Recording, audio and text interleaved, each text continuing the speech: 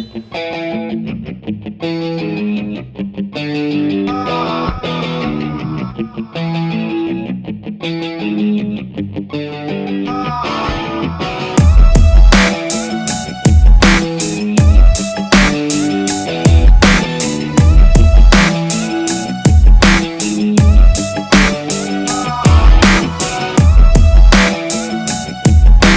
back, Coach Darrell from castironworkouts.com. Just me and Mikey today. How's it going? Today we're gonna hang out, talk to you guys a little bit. I know we said on the last episode, last one of the year, this one will actually be the last one that we probably film this year.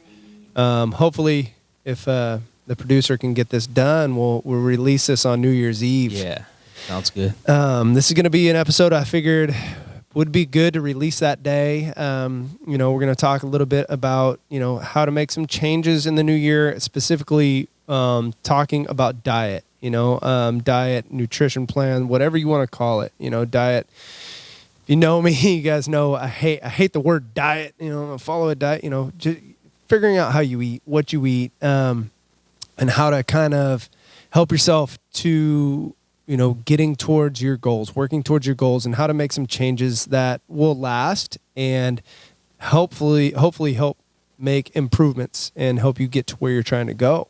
Diet's always one of those, and, we've had a couple episodes where we've talked about diet before. Diet's always one of those where people get upset, man. You start talking about food. I just saw you take a big deep breath in there when I said it too. Mike's like, dude. It was a nice burp. Yeah. I thought you were taking that big deep like, this dude's about to tell me stuff I can't have again. But yeah, people get mad, people get emotionally attached to the foods that they eat, and I get it, like I said before, it's one of those things that you eat your entire life, and you eat when you're happy, you eat when you're sad, to celebrate things, so a lot of emotion gets tied to food, and people, can get really stuck in a rut when it comes to food. It's hard for people to move away from certain foods or try different things, but that's where you're going to see success a lot of times is by trying something different, and even if it's small, and not flipping the script and trying to go completely different than what you're doing. If it's making one meal that you eat a day, perfect, right? Just one meal, and when I say perfect, that depends on the type of style or the way that you're eating, perfect for one person, may not be that way for the next. But that's always a good way to start instead of, jumping in 100%, which for a lot of people works well. They either have to go cold turkey, cut everything and do it all. But for some people, it's just changing little things, and kind of getting that momentum rolling and kind of building up, so building up to help them progress. A good place for people to start, and I say this all the time when I talk about diet, nutrition in general, is people always say, well, what's the best way to eat? And my most simple answer I can give is to eat whole, real food, right? And my vision of whole, real food is if it comes in a bag or a box, you probably shouldn't eat it, right? If it was once alive, whether that means animal or vegetable or fruit, it's probably okay to eat, right? If it's something that's highly processed in that bag or in a box, or if it's in the middle aisles of the grocery store, probably not the best thing to eat. Now, people will say, oh, well, what about canned vegetables and fruits? Yes, that's fine. That's okay. I'm not saying you can't eat that way, and I know it's more cost effective to do so a lot of times. But I'm talking about, and most people understand this, it's not going up and down the chip aisle. It's not going up and down the soda pop aisle. It's not, grabbing, pastas and easy, quick fix foods like that. And I know that's where people have an issue a lot of times is whole, real foods a lot of times are hard to prepare, right? And they take a little bit more time and thought to prepare. And that's, I use that word twice here in the last minute, prepare to prep, but that's where you're going to have a lot of success too is, being prepared, and putting some thought into what you're doing. So, that's kind of a place to start. Eat whole real foods. Eat the whole real foods. The more nutritious or nutrient dense you can get with your foods, the better. When I say nutrient dense, I'm talking about not just macros, not just proteins, carbs, and fats, but I'm talking about the micronutrients, the vitamins, and minerals, and things like that you should get it from your food. That's I think where a lot of people are lacking is they just look at the big picture of calories in, calories out, which in reality, that's what makes the biggest difference, right? The amount of food that I eat. But there's a lot to be said from the quality of food that I'm eating and the nutrients from the food that I'm eating. That makes sense to you? Yeah, so no more Big Macs? Well, yeah, I mean, no more. Uh-huh. Are you a little sad right now? No more this year. How about that? No. We've got 3 days left. Jeez, good job, Mikey. Good job. Good job. There's still an over-under on that. Don't watch out. So getting into the whole real foods, if you're looking for direction, or if you are trying to, change it all and have a set plan of, okay, what, basically what you should eat, what you shouldn't eat. I always push people because there's a ton of information out there on it. I always push people towards the Whole 30, right? The Whole 30 is a great place to start, right? And I recommend that a lot to people.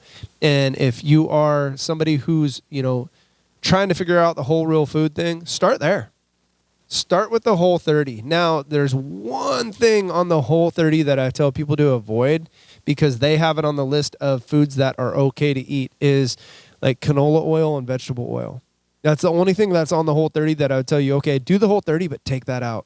Substitute that with some avocado oil, coconut oil, olive oil, things like that. But avoid those vegetable oils. But the Whole 30 is a great place for people to start, and you've heard me recommend it to people here at the gym multiple times. And hopefully we're getting people from the gym watching this because I'm going to recommend that they do, because I know a lot of people are looking to make this change or switch at the beginning of the year. The Whole 30, like I said, it's a great place to start.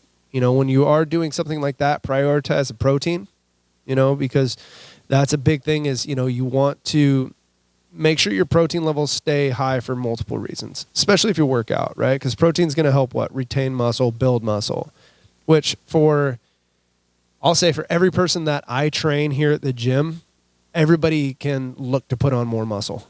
Every single person, right? Having more muscle only helps you, right? It helps your metabolism. It helps you burn more calories throughout the day. It'll help you burn more fat. Retaining muscle, you're going to be stronger. You're going to look leaner. Whether you lose body fat or not, if you have a little bit more muscle on you, you're going to look leaner than what you do. So gain some muscle, right? Gain some muscle. And that's going to come from eating that protein. Protein's always going to be number one. Plus, when you eat protein, you feel full longer, right? When you eat more protein. So yeah, make sure you're, if you are doing that Whole 30, prioritize the protein, right? From there, if you're looking to fine tune things, then you start worrying about, okay, the Whole 30 is a way to clean up the food that you eat. After you clean up the food that you eat, what's next is trying to figure out the amount. Like how much food. And that's the hard part, right? And there's a ton of different equations out there you can run to figure out your calories that you need. And the easiest way to do that is just start tracking your food. Write it down, get the MyFitnessPal app, and kind of just, if you have a food scale or you can eyeball, I don't recommend eyeballing unless you're really good. I'm pretty good. It's not hard to weigh and measure 2 Big Macs, you jerk. Nah, you see the number one. It's there. Yes, Mike. Good. They even tell you how many calories it has. It's really easy to enter in MyFitnessPal when they give you the Big Mac calories and breakdown of macros. And it's on the menu. So anyways, we're not going to follow Mike's nutrition advice into the new year. But from after you clean up the type of food, you start to worry about how much of it you're eating, right? And then from there, you start to either add or take away depending on what your goals are, right? And when you do that, that's where the science of it comes in and the mathematics of it comes in. Okay. Right? Because that gets tough for people. Is they're like, okay, I'm eating 5,000 calories a day. I'm just throwing a number out there. That's actually a huge number, but they're like, all right, well, let's say 2,000. 2,000 calories a day is what I'm eating, right? And I want to lose weight. So what does that tell you I need to do? I need to take away, right? Well, a lot of people, when they start taking food away, they do the drastic approach of, I'm going to go from eating 2,000 calories a day to like 1,200. Too much. Yeah, or even 1,500, right? And it's like, well, you just took away 25% of your energy source, right? That's a lot. That's a big cut. For me, and even like with my nutrition clients that I work with that are trying to lose weight and drop body fat and things like that, I always tell them is, why would you diet on 1,500 calories when we could go from, say, 2,000 down to 1,800 or 1,850 and have you still lose weight and still drop body fat and not starve, right? Because that's the hardest part too is, when people are trying to, and I'm just talking primarily about losing weight right now and dropping body fat, because I think that's what most people are kind of looking to do, right? Is when you are removing, right? The hardest part about that is being hungry all the time, right? And that's where most people have issue is, number one, they don't know how to deal with hunger, right? Because it's uncomfortable. And number two, when they do start removing, they're pulling too much out, so they're even more hungry. And it's just, at that point, then you don't have energy because I'm tired, I'm cranky, and yeah, it just sucks. It just sucks. So yeah, figuring out, the types of food, starting to figure out the amount of food, that's kind of a good jumping off point for people. All right. You have any questions so far? So you're saying like possibly weighing food. Is this before you cook it or after? So that's You know what I mean? That's the ongoing argument. Because say I take a piece of chicken that's 4 ounces, right, prior to cooking. Well, after I cook it, it's probably only going to weigh about 3, maybe 3.5, right? So for me, when I'm talking, you wait till after. Yeah, you knew exactly where I was going. So I always wait till after I cook it. Now, it depends on the food, right? It depends on the food. For me, with meat, I always go post cooking it. Why? Because I just like my protein. Right. Plus, I always say, and people have heard me say this before, is you can get away with overeating protein a little bit, right? And have it not be detrimental, right? Because your body's either going to absorb that or you're going to get rid of it for the most part, right? It's hard to gain a lot of fat, or gain fat or gain weight in general just eating protein, right? Now, a lot of people are going to take that as, oh, maybe that's all I should eat. Well, your body needs either fat or carbohydrates for that energy source. So probably be a good idea to get some of that in there too. And most of the time, if I'm going to eat protein, there's going to be fat that comes with it, right? Unless I'm eating just nothing but chicken breasts. But you're going to be a miserable person if that's all you're eating in a day is chicken breasts. I don't know if you ever try to do that or not, but I don't recommend it. You mean without vegetables or anything? Without anything. Okay. Yeah. You're going to be a miserable person. And then you think of it too as like, that's going to be, that's a lot of chewing, right? A lot of dry chewing. Like, I don't know how many of you guys out there eat chicken breasts, and, I'll have it occasionally. That is not my go-to protein, right? It's not. Number one, most of the time, people don't know how to cook a chicken breast, right? Because it gets dried out. Chicken tastes like wood. Yeah, exactly. And you are just sitting there chewing up dry cardboard, Now, if you have some culinary skills, you can keep some moisture in that chicken and whatever. But chicken breast is one of those, dude. It's tough. And so many people, right? They start diets and whatever. They're like, I went and loaded up on the chicken breast. I'm like, you dumb shit. Like, there's so many better things. Get some chicken thighs, boneless, skinless thighs. That's what I eat all the time. The thighs? Yeah. Yeah. So maybe for me, my question would be, should I switch to chicken breast if I'm trying to? So I think that the protein source, like the switching from a breast or from a thigh to a breast, isn't the problem. Okay. I think you look at everything else that you're taking in. All right, cool. Right? And for a lot of people, it's now if you are trying to get leaner, whatever, and everything else is dialed in, then maybe we have that discussion, right? But I look at everything. A pound else. of cheese on top. Yeah, and that's the thing is like, that would be where we want to look first, right? Is things like that, the things that are going along with it, the things that where calories add up fast. Like you're eating a pound of cheese a day, that's a shit ton of calories, right? What's that? That's in itself close to 2,000 calories. Jesus. Yeah. Right. You figure per ounce, you're talking at least 100 calories, at least. Right. That's 1,600 to 2,000 calories. That's a diet. That's somebody's like daily caloric intake, right? For a lot of people. And that's what I'm saying is like things like that are going to be easier to clean up. And that's what I was saying kind of in the beginning is if you are just trying to make subtle changes, go from a pound to, 8 ounces, cut it in half, What about bacon?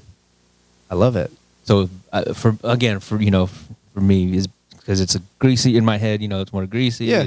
And it depends on what your overall calories and your overall diet looks like, right? Are you eating a balanced diet in the sense that you're eating a lot of protein, carbs, and fat? Not a lot, but you're eating proteins, carbs, and fats, right? Where you have a little bit of everything. Or are you leaning more towards a lower carbohydrate, higher fat, so fat being more of the energy source, or are you leaning towards a little bit lower fat, higher carb? Because there's a difference there. If I'm leaning more towards that higher fat, lower carbohydrate, yeah, you can get away with a little bit of bacon. Okay. But if I'm keeping everything in the loop and it's kind of balanced, I would say that's probably not going to be your best choice. Or if you're leaning more towards the carbohydrates for an energy source, I would say that's probably not the best idea also, right? And that's something that we can get into a little bit too is when people are trying to figure out that side of things, right? Like keto's the hot, right. And it has been for a while. And the reason why people have so much success with keto is they're eating a lot of protein, right? And when I say keto, people aren't doing like a true ketogenic diet where we're talking clinical ketogenic diets where it's, you're getting 10 to maybe 15% of your calories from protein and the rest of it's fat. We're talking about modified keto, which most people do, right? Where you're getting probably 30, 35% of your calories from protein and the rest from fats, right? Why people are seeing success with something like that is you're probably eating more protein, so you're not as hungry, you're staying full, your calories come down. Right? As simple as that sounds, they're probably eating less when they do that. Now, they probably feel full a little bit longer because they're having more protein, right? So, my thought with keto is I don't want to say keto itself is good, but lower carbohydrate is good for most people. And I recommend that for a lot of people. I think carbs are comfort for a lot of people. They feel good, carbohydrates, you get your blood sugars up and down, and that's kind of the problem with it, right? Is carbs make you hungry, right? And I know that, and that's over the last month. Like for myself, like I didn't even told myself in December, like, I'm really conscious of what I put in my body, right? And I told myself, okay, December, you're going to play around with carbs a little bit more and reintroduce them. And that's one thing I've noticed is my overall calories are probably around the same. Maybe have gone up a little bit, but my hunger is stupid. Yeah. Right now. So it's like up. Yeah, because it's up and down with the carbs, right? And a lot of people don't realize that. Are you talking like more bread or your source? So I've done potato, okay, rice, and a little bit of gluten-free bread, which doesn't agree with me so much. Things like that. A little bit of fruit, a little more fruit than normal, let's say. Some honey. So those are kind of the big ones for me. Sweet potato, white potato. The rice was a big one. Rice, it burns well, and I always have decent workouts. After I have that rice the next day, my workouts are good, because glycogen stores are full. And but I've noticed, number one, hunger gets a little funky, right? Like I get way more hungry. I get a little bit more cranky, get a little bit of that hangry feeling. So that's big. And then soreness, my inflammation, like from the sugars themselves, from carbohydrates. I notice a difference when I have more, like my body hurts a little bit more. I feel a little bit more banged up, a little bit more beat up. It takes a little bit longer to recover. And that's just, sugars do that. That's inflammation in the body. So yeah, that's what I usually recommend for most people is cut the carbs down. Now that doesn't mean that you cut carbs out altogether, right? I still believe that most people should eat vegetables, right? Most people should have a little bit of fruit. But when I say carbs, it's number one, it's the first thing you're thinking of with carbs. You're talking cookies and candy and bread and soda and stuff like that. Yes, I said bread in there too, because that's one that is a slippery slope for a lot of people, and it's an easy way to stack on a ton of carbohydrates. Removing pastas, removing all that stuff as, a main source of food, I think for a lot of people is a big step. And I think a lot of people can see a huge benefit from doing that, but I think, again, comfort comes from carbohydrates. Mm-hmm. So most people don't want to remove that stuff because it's uncomfortable, right? It's just like, why do people not want to work out, or why do people not work out? It's uncomfortable. It's hard. People don't want to do things that are hard. Yeah. Doing things that are hard sucks. Hard. Yeah, they're hard. Wait a minute, first of all. Yeah. Weird, So I think for most people, man, like figuring that out, cutting down those carbohydrates, and just relying on vegetables, relying on maybe a piece or two of fruit a day, and, focusing on good quality protein is probably the best. And yeah, you can get away with eating some bacon then. Yeah, well, I like what you said about the benefits aside from potential, say, weight loss, like the soreness. Yeah. Just feeling good throughout the day. Yeah. Well, that's something too. Like, I'm going to let you come back to it, but with more protein, more fat, blood sugar levels stay stable, right? Like you get dips in energy throughout the day when your blood sugar levels up and down, up and down, up and down, right? So, like Charles Poliquin, if you guys don't know who he is, he was the one he always promoted the meat and nuts for breakfast. That was his thing, was have some sort of protein source, like a meat, and he would do everything, some beef some days, chicken some days, fish some days, pork some days, and some sort of nuts. And his idea behind that was, he goes, it keeps your blood sugar level stable. You're eating protein and fat. That's it. So go ahead, back to what you're saying. No, I forgot. But yeah, I like the not so, flashy weight loss behind eating better. But I mean, working out and not being sore sounds good. You know? And that, like right now, I feel in my back, and I'm like, okay, if I could relate it to that and keep that in my head, that's a huge motivator right there. Just to eat better is be able to take the workouts a little better. Yeah. And I see that all the time with people who actually get dialed in, right? When I say dialed in, like not just, okay, I'm going to make a few switches, where they are super conscious. They're tracking their food. I've removed all the processed carbohydrate, all the things that are highly inflammatory, things that are going to spike my blood sugar levels. And that's the cool part, is when you see people start to notice stuff like that, where they're like, yeah, I get a little sore from my workout still, but I don't hurt. I don't ache. My knees don't hurt, or my back, or whatever these things are. That's cool to see.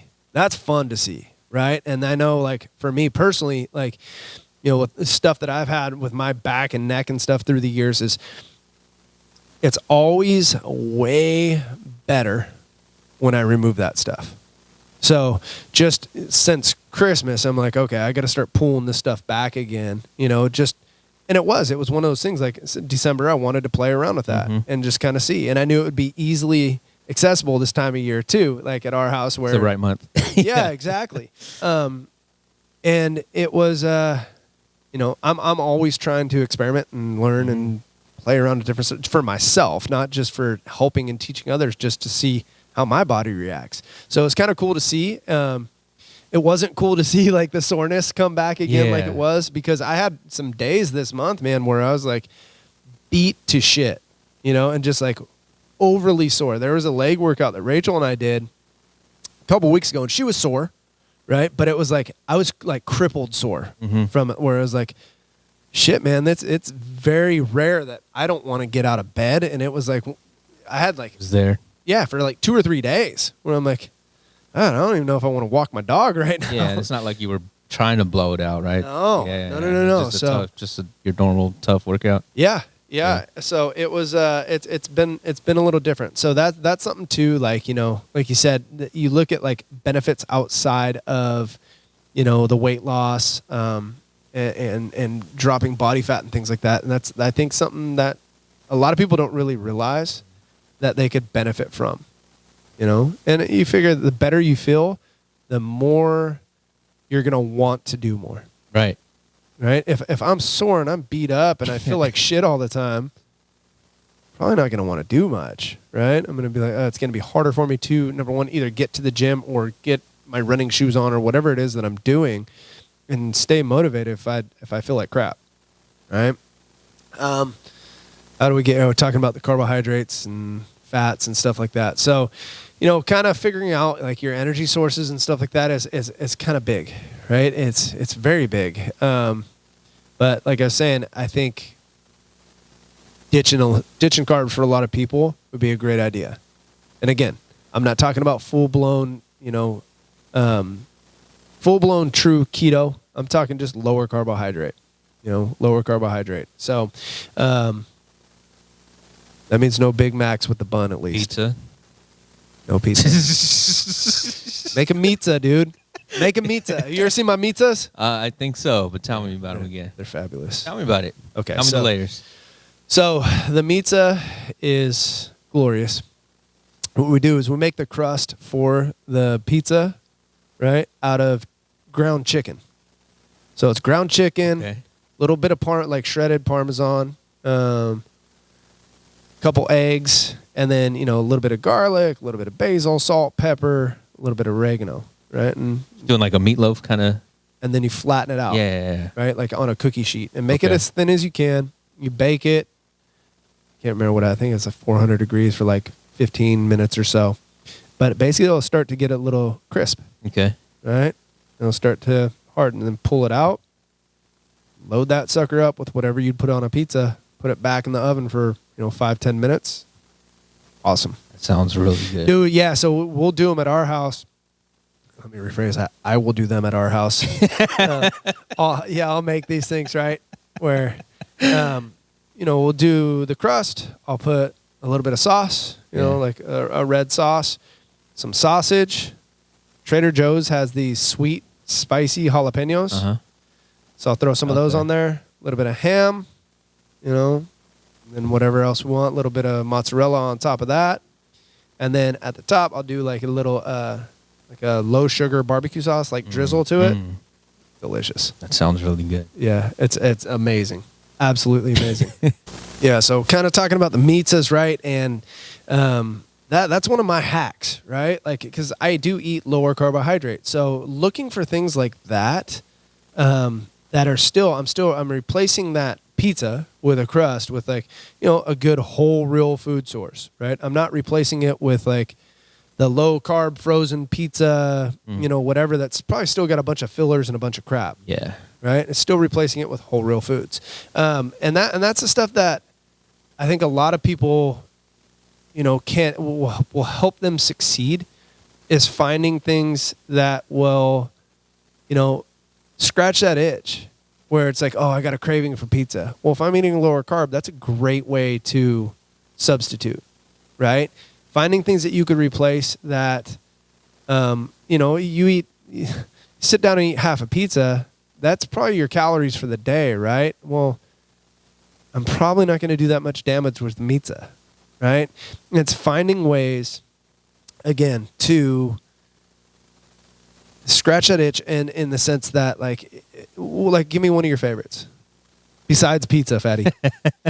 Cheeseburger. Okay, so could you do one lettuce wrapped? Yeah, I could.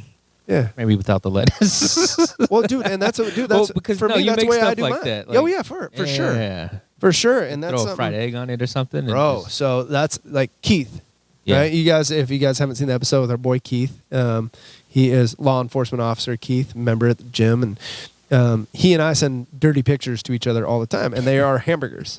Right? We have like dirty pictures of burgers that we send back and forth, right? Like if I'm making hamburgers, and that's what they are. None of them have, like for me, none of them have a bun, period. But I'll do all sorts. Like I'll do a fat portobello mushroom on the bottom, like 2 burger patties, cheese, those jalapenos I was talking about, avocado, bacon, just whatever, and it's fantastic. everything else, Yeah, fried egg for sure, bro. Yeah. But that stuff, like, you can do, and you're getting that little bit of craving, right? You're getting that craving.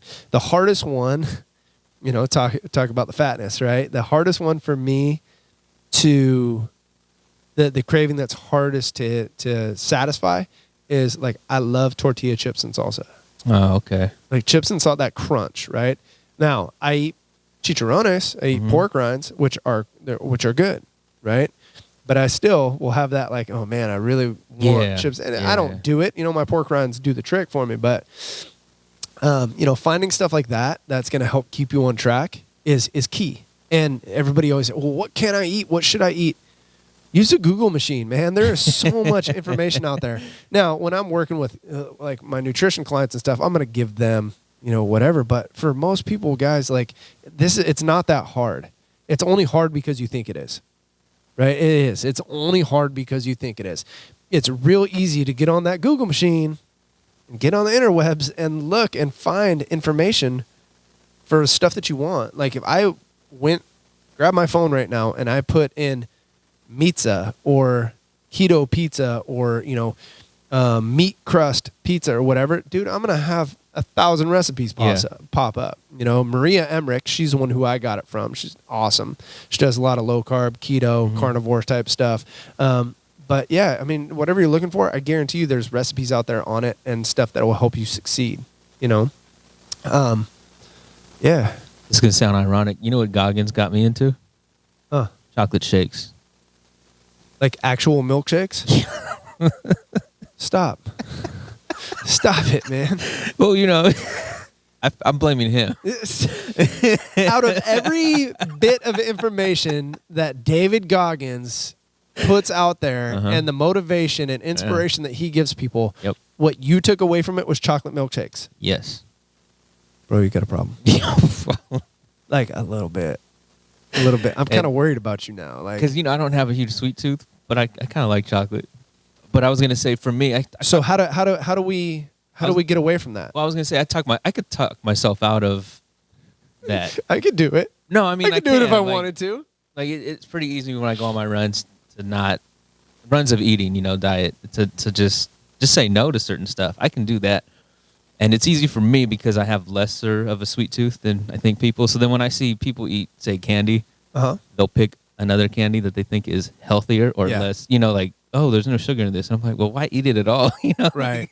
Like, right. But I don't have that kind of snacky kind of habit or sweet tooth. Like Monty likes her candies and stuff. And she doesn't have any issues. But I'm just saying if she did, and, there's other people that I've, met along the way or in general, they go, oh, well, let me get this other candy that's not so bad. In my head, I know that I could just tell myself, just how about no candy? Well, I got a couple things for you there, right? And number one, what I tell people like that is give it 30 days, like with a whole 30, right? If you remove stuff like that for 30 days, and then after those 30 days, you have an orange or some blueberries, or a banana or whatever your fruit of choice, watermelon, whatever your fruit of choice is, and you eat it, that's going to taste like the sweetest, best fruit you've ever had, right? It's going to taste glorious, right? It's going to be fantastic, which is the way fruit is supposed to taste.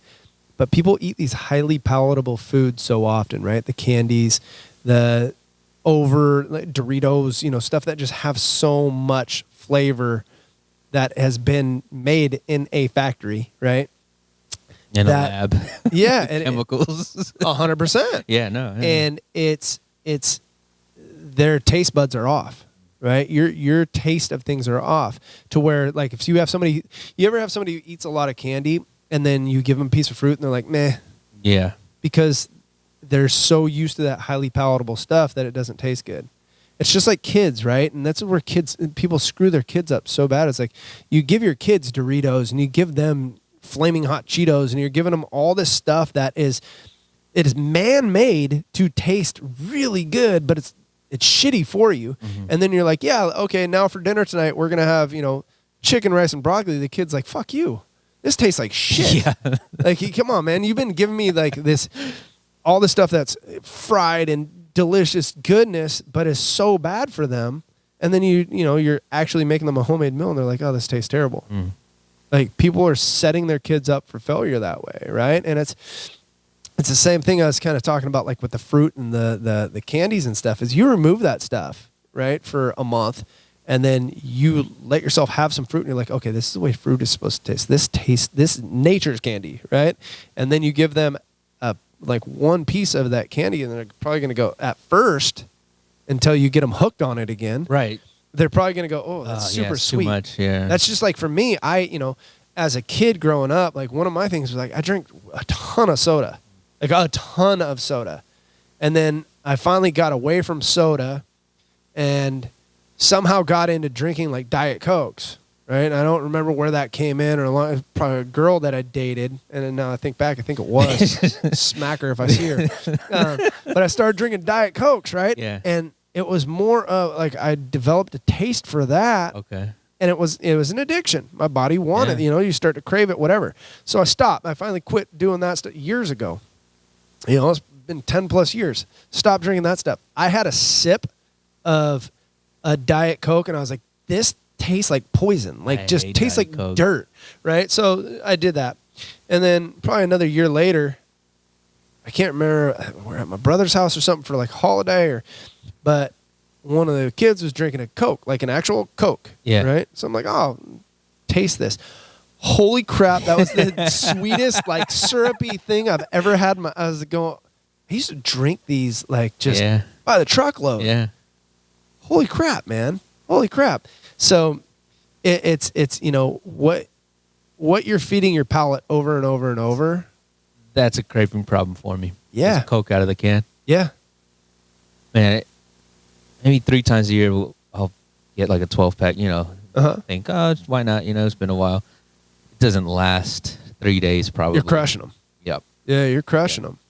And I know that trying to, you're scratching that itch, right? And it's like, it just tastes so good. But by the last one, I'm almost like sick of it. Yeah. And I still drink it. Well, you think about it this way, man, is like you talk about like teaspoons of sugar that are in those things. It's, what is it, like 10 teaspoons of sugar per soda? I mean, that's, dude, drinking, say you drink 4 of those in a day, right? Just from the 4 Cokes that you drink, that's more sugar. I'm not even going to say sugar. That's more carbohydrates than you probably need in a day. 200 grams of carbs, dude, just in 4 sodas. Now, the type of carbs, too, that pure sugar is, holy jeez, yeah. Yeah, that's terrible for you. Hard for your body to process. Just a lot of bad stuff there, right? But it tastes so good.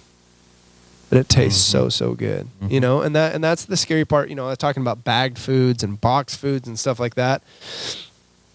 That's the hardest part with it. Is it's such a battle for so many people, right? Because number one, that stuff's cheaper, right? Number two, it just tastes so freaking good. Yeah.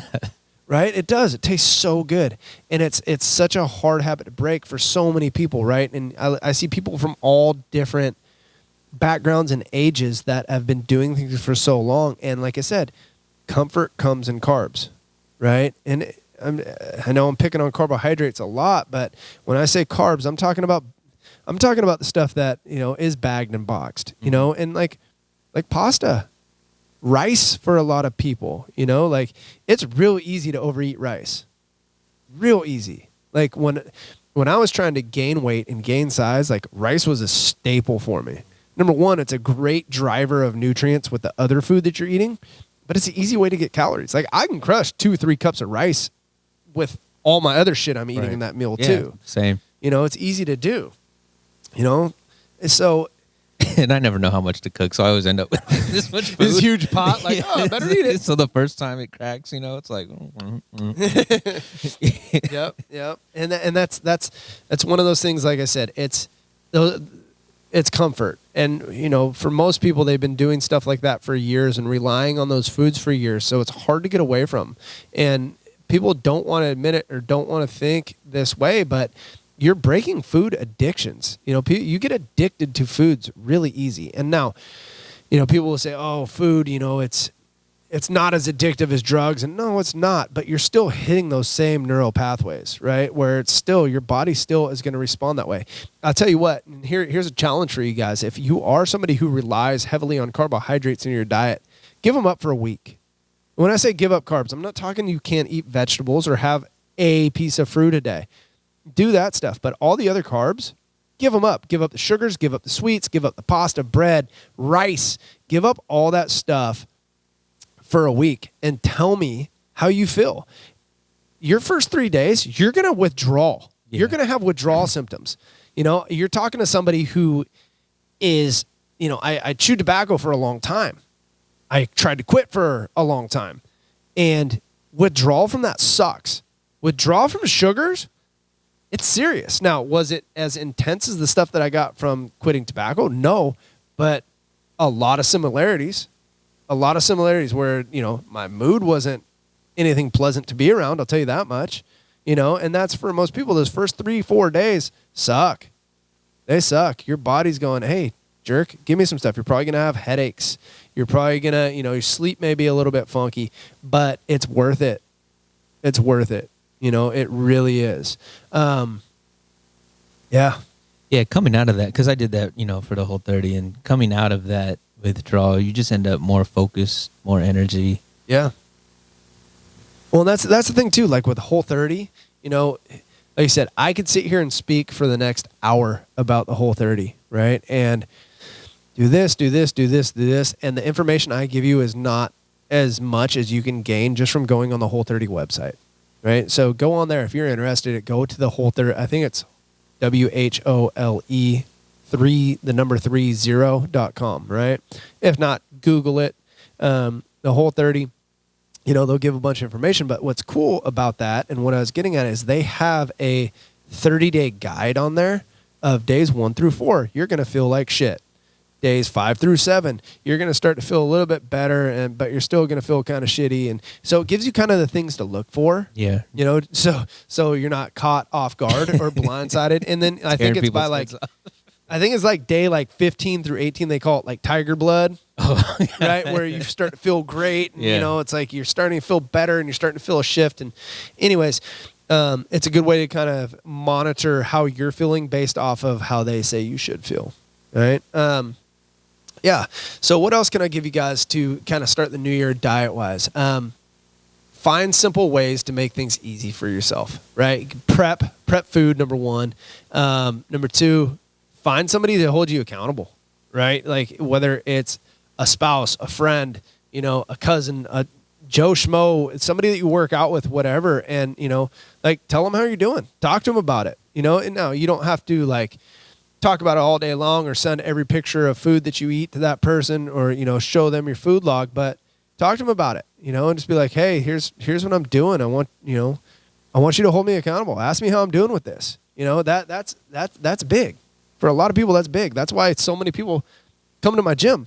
It's accountability, right? I'm going to go, hey, jerk, how come you're not here today? You know, why aren't you doing this? You know, so being held accountable is big. Finding ways to make things easier for you. And what I mean by that is, you know, finding those hacks to the food that you're eating, finding easy ways to, or an easy way to stay on track. And this is where, you know, trial and error kind of comes in. Like I said, start with the Whole30. You know, for me, I had to figure out, okay, what foods do I really like to eat? What do I not like to eat?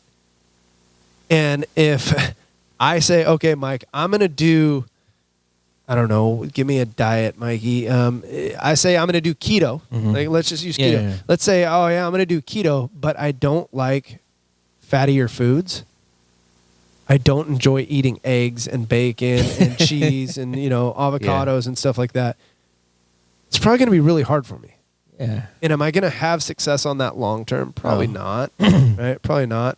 So set yourself up for success with something that you think you could probably stick to. Right? Don't look for like that short term gain when you have a long term goal. Right? You're not going to succeed that way. Because you're just going to end up doing the yo-yo thing, right? Which a lot of people do is like they drop weight and then they gain weight, and they drop weight and then they gain weight. Where let's talk about 12 months from now instead of 2, right? Or 18 months from now. Yeah. Nobody wants to think that way. It's looking for the long term, right? And talking about like weight loss, reduction in body fat, which most people are all trying to do. Like I said, is when you do that, it's going to take time if you're doing it correctly, unless you want to look like a melted candle. You know what I mean? Like that for most people, they don't want to be skinny fat. They want to do this, retain muscle, and it's just going to take time. It's going to take time. What else? What else can I give these guys to start the new year? Let's talk supplements for a sec. Okay. Yeah, let's talk supplements because this is this time of year. Like I would. Little Darrell history. I worked at GNC for a hot minute, for about 6 months, when I was probably like 19. And what that did for me was number one, help me see how much shit is out there, right? Like as far as supplements go. It made me kind of study because the store, I don't know if you guys have ever been in a GNC, they're not super busy throughout the day. Yeah, that's true. Right? So busy GNC. Yeah, you ever work an 8-hour shift at GNC? Like you're watching the grass grow. Like you do. You have downtime. So I would start reading like with supplement magazines, and when I say supplement magazines, I'm not talking muscle and fitness. Like we had like magazines like within the store that would tell you like, okay, vitamin C, what it does, how it's good for you, and here's the benefits of it. So, I start going through supplements and stuff, and there's a ton of stuff out there. Another thing that it made me realize is the supplement industry very much has a spike, just like the gym industry at the beginning of the years. Everybody goes out and buys subs, right? It's like, oh, I'm going to start this, I'm going to start that, so I'm going to go out and buy a shit ton of supplements, right? So, this time of year, people are looking to buy supplements. Okay, now. There's nothing that can replace good nutrition. I'm going to say that number one, right? Good nutrition and, your training with what you're doing cannot be replaced by taking a supplement. Now, I will say this. If your supplement, if you're taking something that helps to keep you accountable, and I know that may sound a little strange, that supplement's probably good for you within reason. Now, you've heard me talk about like pre-workouts and stuff like that. Anything that makes your heart feel like it's going to explode, I don't recommend. But if you say, okay, I'm going to go out and buy some whey protein, which I think whey protein's fine. I think it's good. Yeah, great. You need a supplement. You need more protein. Have at it. If that's going to be one of those things where you go out and you spend $100 on protein and you're like, yeah, man, I'm taking my protein. I'm dialed in. Well, if that helps keep you dialed in, then it's probably going to work for you. Right? It's the same thing. You take a vitamin, you take a mineral, whatever, it's probably going to work. Where supplements confuse a lot of people is if you take a supplement, most people think that you have to feel something different. Right? So like a drug. Yeah, exactly. Exactly. That's what a lot of people relate it to is like, for me, like I take stuff. Like, how come I can't tell it's working? Exactly. Exactly, dude. And it's one of those like, like I take fish oil, I take vitamin D. I have some protein, a couple different kinds of protein that I'll take. I don't take the proteins every day. But I don't feel any different when I'm taking this stuff. But I know internally it's helping me, right? But most people are looking for when they take a supplement, they're looking for that. They're looking for that pre-workout, type of feeling of like, oh, my hair feels like it's on fire. just because you took creatine doesn't mean your hair should feel like it's on fire or you should get the tinglies or whatever. If you take creatine, that's not how you should feel. Like creatine's a great supplement, right? But what does creatine do? So creatine is one of those that it helps to, it basically will help retain water, fluid in your muscles, give you a pump for a little bit longer, may give you a little bit more stamina, like during, say a set of 12 reps or whatever you're doing, right? It may help with stamina. There's a lot of different benefits that creatine has, but it doesn't make you feel any different. A lot of people are like, yeah, I'm taking creatine, bro, I'm going to feel great. Well, you may feel a little bit more of a pump, or retention of water and fluid and blood in your muscles, but you're not going to have this like, oh, I'm He-Man all of a sudden and I'm going to like freak out like you're taking steroids. And, I think that's where people get confused, like with supplements, right? Also, go ahead. I was just going to say, it's not going to delete or offset any of the other bad or maybe unhealthy things that you might be doing. No. And I mean like, bad foods or drinking. No. No, but it won't. But if you are, say I'm taking creatine and I go, all right, man, I spent my money on my creatine. I'm taking my creatine. Like if that's making you stick to things or be more accountable and go, yeah, man, I'm spending this money. Like I got to train tomorrow. I'm not going to drink tonight or I'm not going to eat like shit because I'm doing this. Then that supplement is helping you, whether you're getting a physical benefit from it or if it's mental or if it's just keeping you accountable.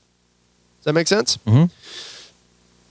Excuse me. So, yeah, like with supplements and stuff, I think there's, talk about what's good. For me, I say vitamin D for most people. If you are, taking a vitamin D supplement, ease into it. You don't want to start taking 10,000 IUs of it a day. Start with like 1,000, somewhere around there. And everything I'm saying, if you want to check with your doctor before taking stuff, check with your doctor.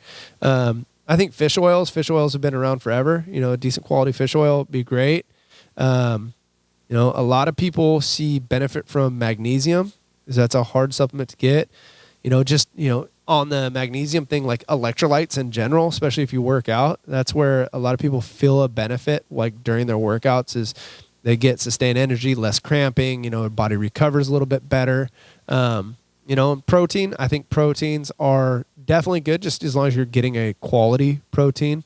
Don't go out and buy the 8-gallon jug for $17.99 that you saw, at Walmart. It's on sale. Yeah, right. Because it's probably going to be crap, right? It's probably going to be crap. Now, that's not to say you can't get something that's at a fair price.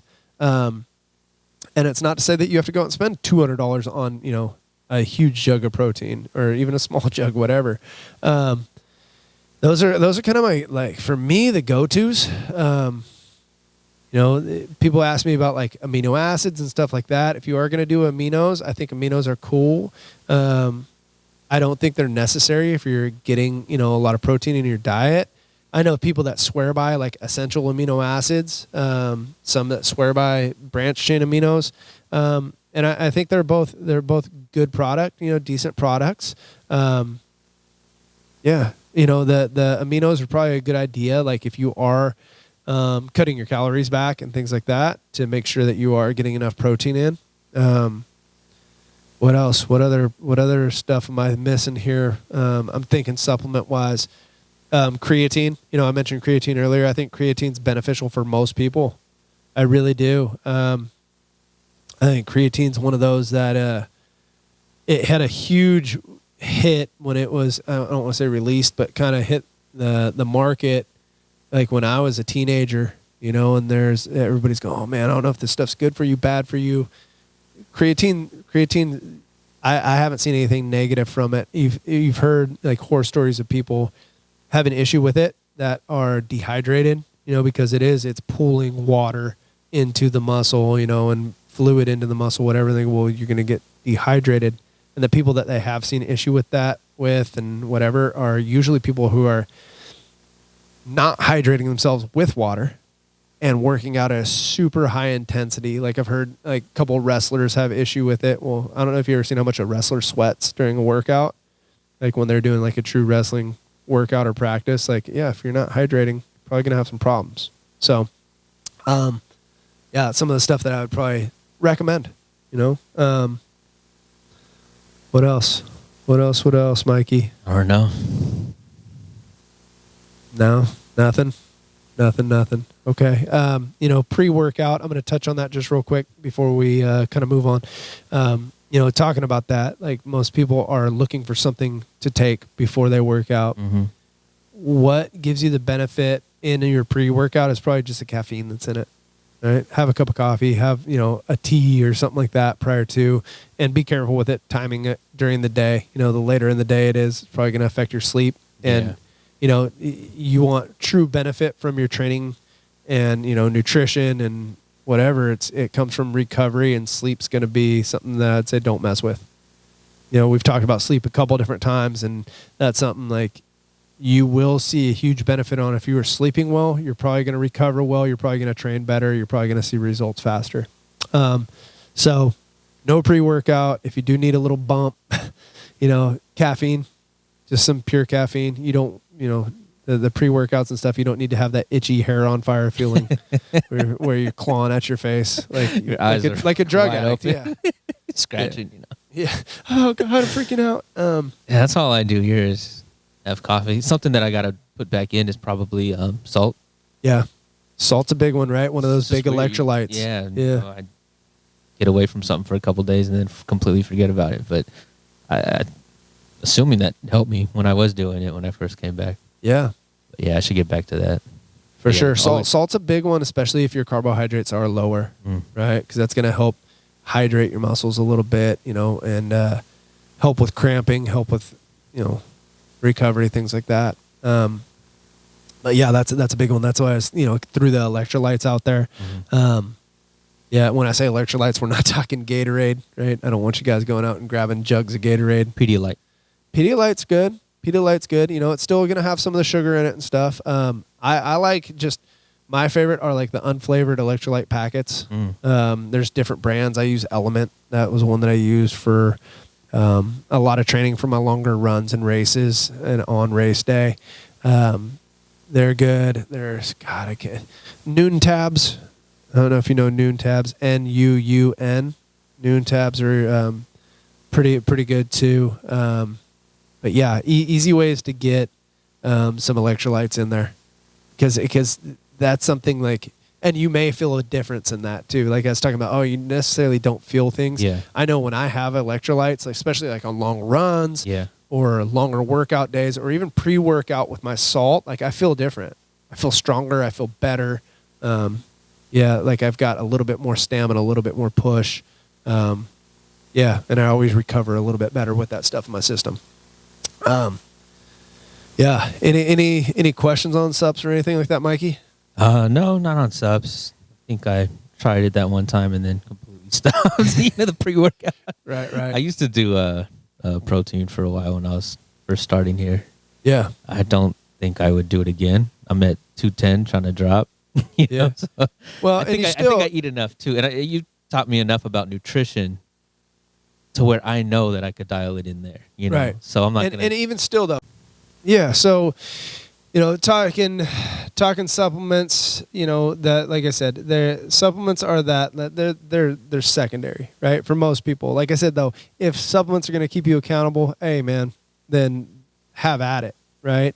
Within reason, you know, just make sure that you do your research with what you're taking, right? Don't just go buy random shit, or don't go buy the stuff that the guy at GNC was like, hey, yeah, no, you need this, this, this, this, this. You just know? came in. Yeah. So, Just curious, is there a commission there for anything, or not necessarily? Yes. There is. Oh, Yes. okay. so we used to get, and it was only on certain things. Yeah. So That's there, what I'm saying. So if a rep comes through and he's like, yeah. So, and it's set by the company, or it used to be, Okay. right? It used to be set by the company of the stuff that they're trying to push. Like if you sell their brand, like the GNC has their brand, like you're going to get commission for sure on anything that you sell. At least that's the way it was when I worked there. Yeah. And then certain items, you know, you definitely had higher commission on. So there was certain stuff, like whether it was good for somebody or not, I'm like, you know what you need? let me show you. You need 8 bottles of this a month. This It says right- take 2 a month. No, you'll be fine. You'll be fine. It's $800. This little bottle. Right. It's magic. Yeah. Magic. Yeah, and that's something, just be conscious of. Be conscious of what you're taking. Do your research with what you're taking. Know what you're putting in your body. Yeah, so that's it. As far as diet goes, guys. Like I said, there's a ton of information out there, and there's stuff that if you have questions on, I can answer a lot of it. I definitely by no means know everything, but I have a decent amount of knowledge on a lot of things when it comes to diet and nutrition. So if there are questions you guys have, reach out, ask us questions. Something else too, just kind of to finish on today is we talked about it a little bit in our last episode, I think, or maybe it's the one before. Now I'm getting them confused. Is set some goals, New Year's resolutions and all that stuff, whatever you want to call it. Set up some goals, write stuff down, your bucket list items, or even just the yearly stuff that you want to accomplish.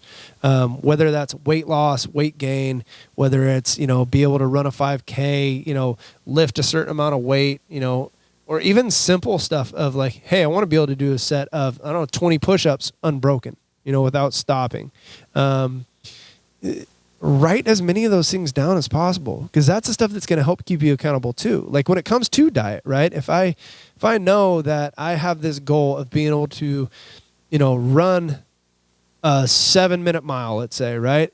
But I keep stuffing cheeseburgers in my face, that's probably not helping me do that. Man, you're laughing awfully hard at that one. Yeah, it's funny. I had the same goal. So, you're probably going to be having those goals. And if they're true goals of yours, right, and there's things that you really want to accomplish, and you're writing them down, you're probably going to be more likely to stick to the plan and stick to the things that you need to do. Right. Make them a part of what you're doing. There's like a physical thing to writing things down. And, yeah. Yeah. And it's on your mind, and let it be a part of your life and not just something that's done once and tucked away for the rest of the year. Yeah. And I said it before, like getting a friend or whatever, tell somebody. Because that's the ultimate, right? Is like once you vocalize something, you hear it on a podcast. Yeah, you hear it on a podcast, Mike. You hear it on a podcast, or even if you just tell your girlfriend, your wife, your husband, your sister, your brother, a friend of yours.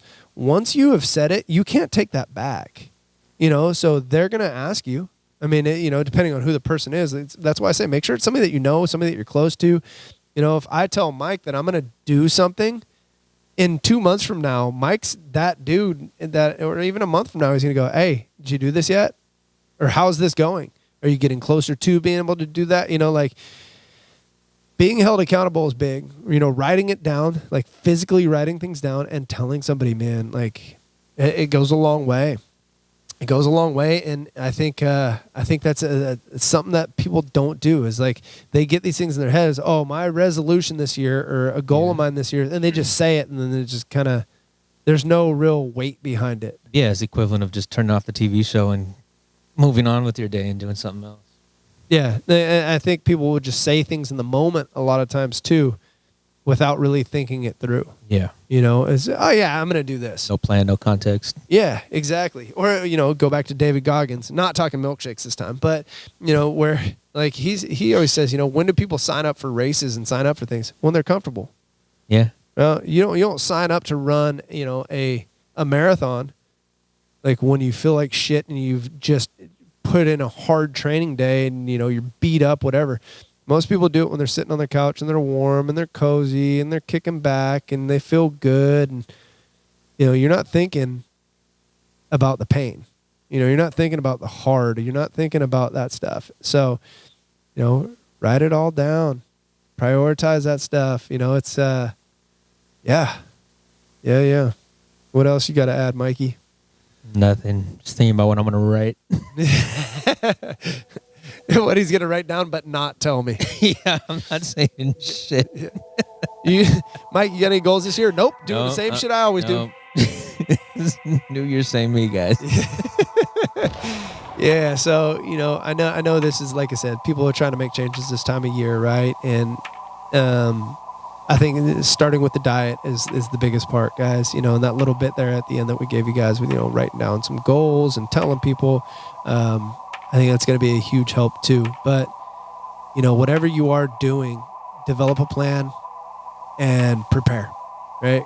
Prep, you know, I said that a couple times during this episode, and I know I said at the beginning, is preparation is key, right? Preparation is going to be what carries you through.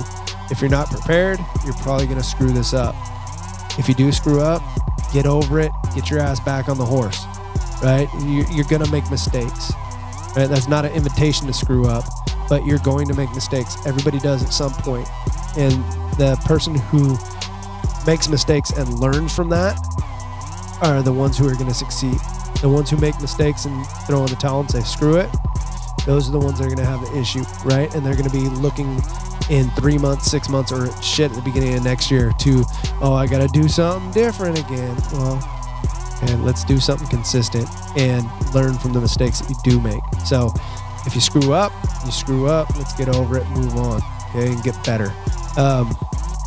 Again, if you guys have questions about anything that we talked about today, give us a holler. You know, you can comment on any of the platforms where we post this stuff. You know, you can always comment on Instagram or Facebook, or send us messages through there. You know, and easiest way too is through castironworkouts@gmail.com. You know, you guys can always send us an email on those platforms. You know, make sure you guys subscribe, give us a like on Apple Podcasts. You know, give us a review. Reviews are huge. You know, they help us a lot. They get these pretty faces in front of more people, right? That's right. Yeah.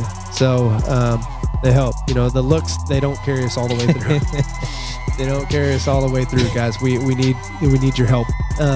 So yeah, give us a thumbs up, give us a like. What else you got to tell the peeps? That's it, man. Good luck on the new year. Yeah. See you soon. Yeah. Happy New Year, guys. Hopefully you guys stay safe. You know, crazy times out there right now. Stay safe.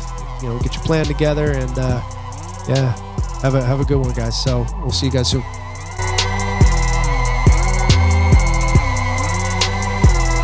I thought you were gonna start singing into it. You picked it up like you about to